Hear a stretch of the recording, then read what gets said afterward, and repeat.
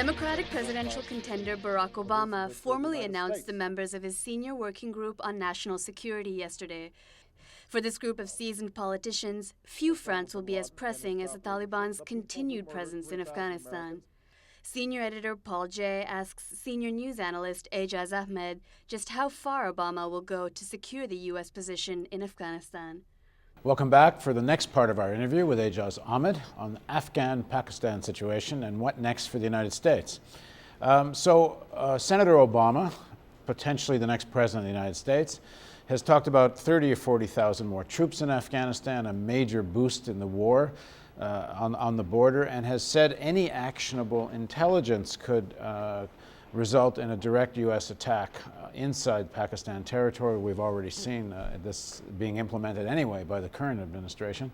What is the potential for a major assault of American NATO troops? So far as Senator Obama's statements are concerned, I think some of it is election rhetoric, and for two reasons. One is that Afghan war is the popular war. Everybody across the political spectrum in North America says, even those who are highly critical of the Iraq war, that we got into the wrong war, the right war is the Afghan war. So Obama is very safe in appearing to be very gung-ho about going into Afghanistan. There are two things about that statement that I find worrying. One is that he is not only talking about 30, 40,000 more troops getting committed to Afghanistan, but also expansion of the army and increasing the national budget for expenditure of the armed forces and so on, so that the United States is able to fight more than one war at a time, simultaneous wars. That is the part that I find particularly worrying. Then there is this question of if there is actionable intelligence.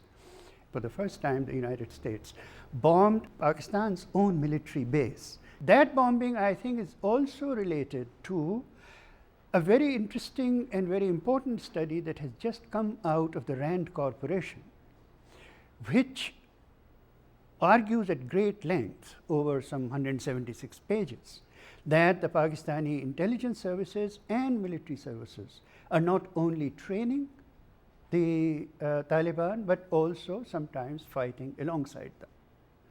And the US carried out this raid, killed some 10 or 11 Pakistani soldiers, and the underlying message there is these are people, your own people who have been fighting alongside the Taliban and so on. So this becomes the kind of actionable intelligence that he's talking about.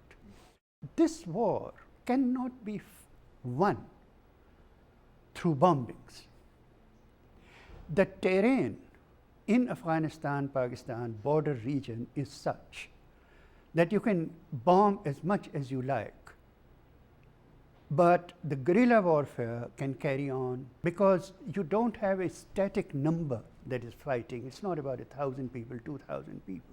You are talking of a very different kind of force that is getting replenished all the time.